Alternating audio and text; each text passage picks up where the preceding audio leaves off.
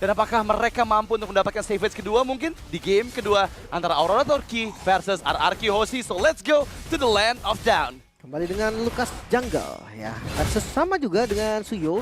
Yang dimana kita akan melihat pattern yang mungkin mirip dengan sebelumnya. Tapi ketika ada jauh head dimanapun jauh head ini ya, pasti akan mempercepat dari jungle di tim tersebut. Mungkin ada sedikit perbedaan karena di mid lane Rosa bisa bermain dengan lumayan agresif, lebih agresif daripada sebelumnya. Karena sesinya lama kali beda banget stun. Wah, ini cukup berbahaya. Rins terkena efek stun dari Blade Surge, dikejar oleh Rosa yang membuka Wings by Wings. Untungnya masih ada cover dari Idok ya. Dan Players Emblem, 2 Brave Smite, bahkan Valentina juga Brave Smite.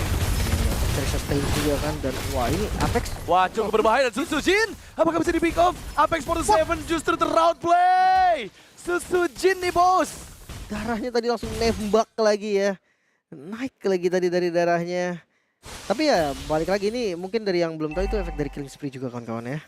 Jadi kayak kelihatan banget kan dampak untuk fighter yang pakai killing spree itu bakal efek.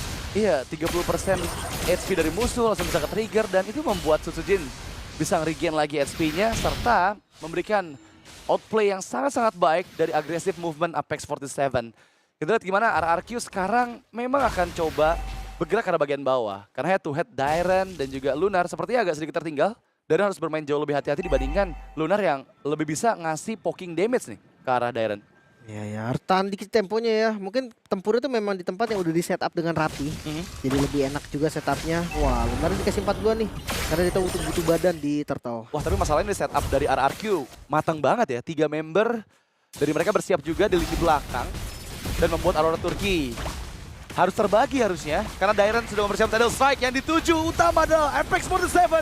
Terangkan Tsunami Slam, instant pick off, retribusi dari Susujin. Berhasil mendapatkan turtle yang pertama.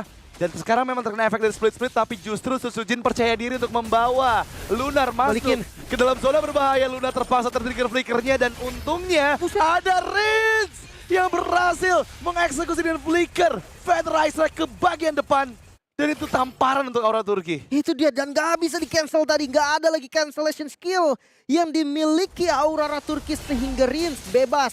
Sampai di tetes terakhir Feather Ice Strike yang masih connect ke arah Rosa. Agresif play mulai terlihat lagi. Wow, itu lagi-lagi L flicker ya. Rins ditunjukkan di menit kedua tadi dan dia kalkulasinya tepat karena nggak ada player dari Aurora Turkey yang bisa meng-cancel Feather Ice Strike-nya. Jadi dia pede banget. Oh, apa yang seperti itu, berhasil mengeluarkan ejector juga Unstoppable Force. Rins yang dituju.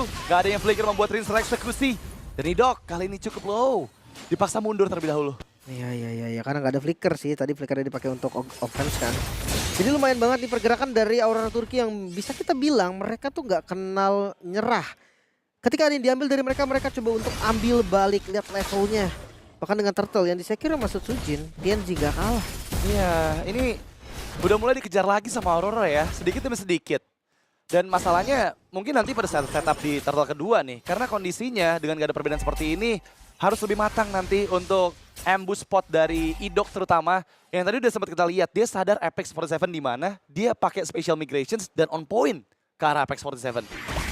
Oh, kayak sekarang, Special Migration, Final Requiem, kombinasi skill karena Lunar, follow up yang begitu cepat dari Rins, membuka Feather Ice Strike, tapi masih tercancel dan berhasil memang mendapatkan target yang dituju Lunar down.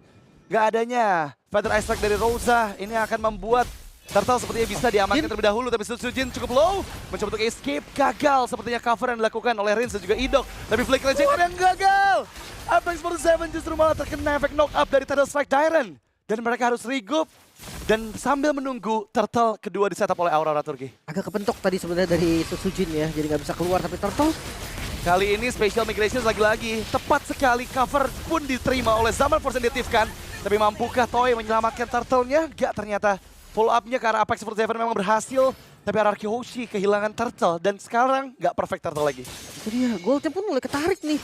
Masalahnya cukup serius, RRQ mereka nggak boleh lagi terburu-buru, mereka harus sadar sekarang. XP-nya setara, gold-nya pun setara, dan gue lumayan mengkhawatirkan nih. Tohi yang dari tadi belum join nantinya akan menjadi main point dari RRQ juga. Itu harus dikhawatirkan sama Aurora. Oh, Tidal Strike, Dairen. Ini bakal cukup merepotkan sebenarnya karena banyak banget efek sisi dari RRQ Hoshi ya. Bisa Tsunami Slam, Special Migrations, Tidal Strike itu yang bakal merepotkan sekali untuk lini depan dari Aurora Turkey. Dan gimana caranya ngasih space dulu untuk Toy agar items yang dibutuhkan selesai, contohnya kayak Starium set sekarang, ini Ini harusnya udah bisa mulai join sih untuk Toy ke arah team fight-nya. Ya, udah bisa ngasih damage lah ya. Iya. Walaupun kalau dibilang maksimalnya nanti ketika Holy mungkin. Jadi Holy Crystal udah bisa enak banget dan Prince. Yap. Ambil Future Strike. Ini untuk usir dan defense juga sih. Oke.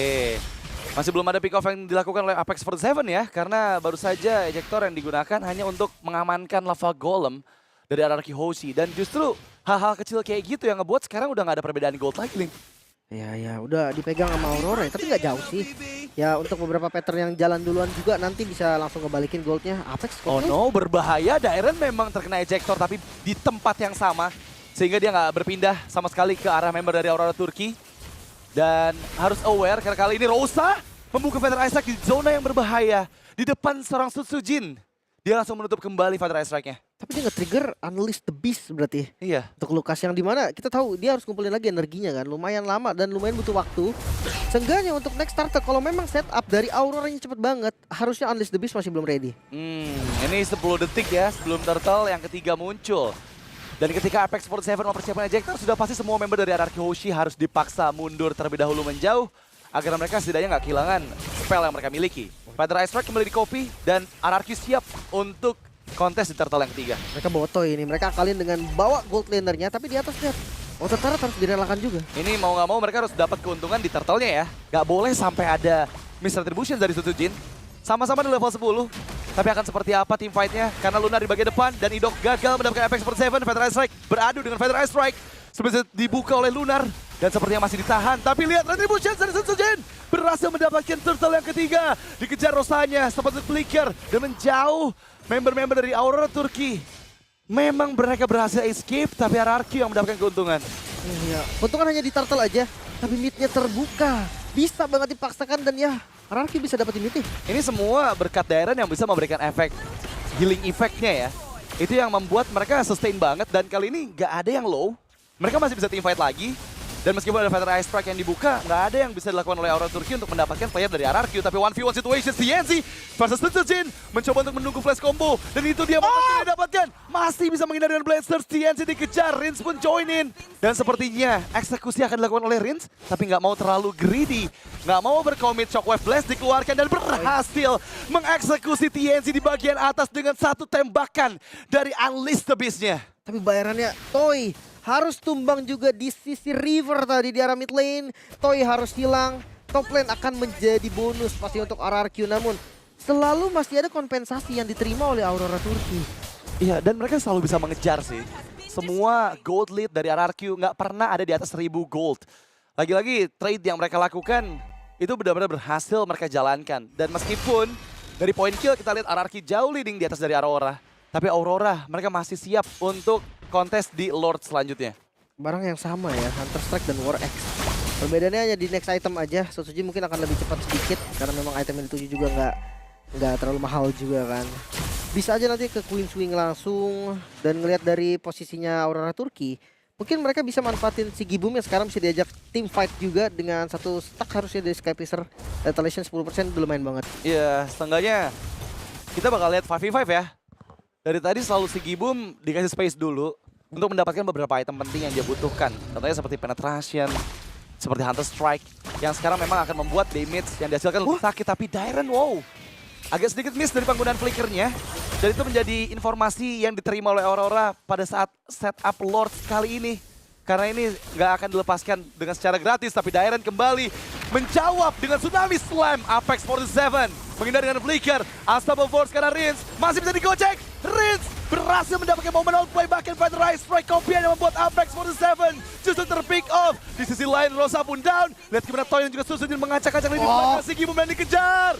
Last combo Sutsujin hampir saja bisa mendapatkan double ke arah TNZ. Wow, sekarang Lord terbuka dengan cukup bebas. Tersisa TNZ seorang diri dan gak bakal bisa dikontes juga. Bermula dari Dairen yang coba dengan Tsunami Slam. Memang Dairen menjadi korban, tapi gak ada masalah sama sekali. Dan masih mau dicoba kontes sepertinya. Wow, TNZ coba untuk maju. Sutsujin memang di bagian depan dan sekarang split-split. Tapi retribution didapatkan oleh Toy. Berhasil menyelamatkan RRQ Hoshi dari TNC yang coba untuk menculiknya. Tapi kali ini Lunar memang sudah kehilangan split-splitnya. RRQ nggak boleh terlalu greedy, mereka harus bermain lebih aman lagi. Mengingat Idok yang nggak ada, mungkin agak sedikit kekurangan efek sih. Tapi sepertinya Sutsujin masih ingin coba lebih. Feather Ice Strike Kopian kembali dibuka dari Rins. Target yang ternyata adalah Lunar. Sutsujin menahan cukup banyak damage dari Rosa. Tapi masuknya Toy membuka Summon Force. Dipukul mundur semua member dari Aurora Turki. Memang kehilangan Rins, tapi lihat korban jiwa dari Aurora ada 2 di sana. Lunar dan Sigibu mau nggak mau nih. Mereka harus defense dengan bertiga aja. Lord yang di slow push di bagian top lane lagi-lagi bakal menjadi ancaman yang makin serius. Toy dengan Holy Crystal yang udah jadi, ini dia. Damage yang paling besar dari RRQ sudah siap dan lihat Byron. Wah, ini sih damage-nya udah cukup buat bisa makan Apex for 7 meskipun masih bisa pindah dengannya. Unstoppable Force. Tapi Toy memberikan damage yang cukup untuk mendorong 3 member dari Aurora Turki ke dalam area base mereka. Semua yang ternyata bisa didapatkan. RRQ Hoshi masih menunggu kedatangan dari Rins yang kayaknya masih bisa sih untuk timingnya tepat dengan wave minion yang bergerak. Masih bisa juga ya. Pasifnya udah nggak ada. Udah mau menit 12 juga sih sebetulnya. Gak ada masalah. Walaupun semua pasifnya udah hilang, tapi ngelihat dari map control yang bisa banget nih dipegang oleh RRQ Hoshi. Idok udah langsung di depan, udah ngejaga. Idoknya juga nggak gampang dipunish ya. Karena dia punya lompatan bisa dipakai untuk defensif juga. Kayak semua hero dari RRQ ini bisa jump, bikin susah banget untuk ditangkap. Apalagi stun pastinya juga minim dari Aurora Turki. Kita bisa lihat dari gold grab-nya. Di awal mungkin ya bisa terbilang standar, tapi tiba-tiba naik banget langsung untuk RRQ. 5.000 gold lead kali ini. Dan wow, berarti kalau sampai ini kondisinya lagi-lagi RRQ mendapatkan kemenangan, mereka sudah 54 hari tanpa kekalahan game sama sekali semenjak di SPS Season 6 lalu, Asia Pasifik. Dan ini benar-benar membuktikan bahwa mereka sangat-sangat solid dan konsisten ya. Bahkan kita bisa bilang dari semua playernya, leading gold, Lunar kali ini dipegang oleh Sutsujin. Tsunami Slam kenapa? Apex 47 masih berhasil dihindari, tapi nggak dengan Lunar yang tertinggal seorang diri.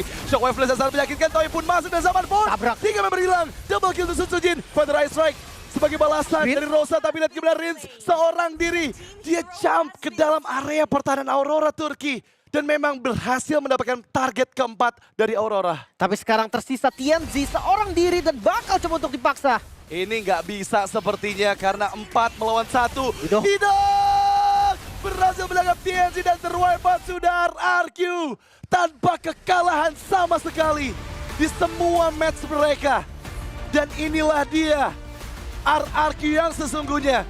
Sang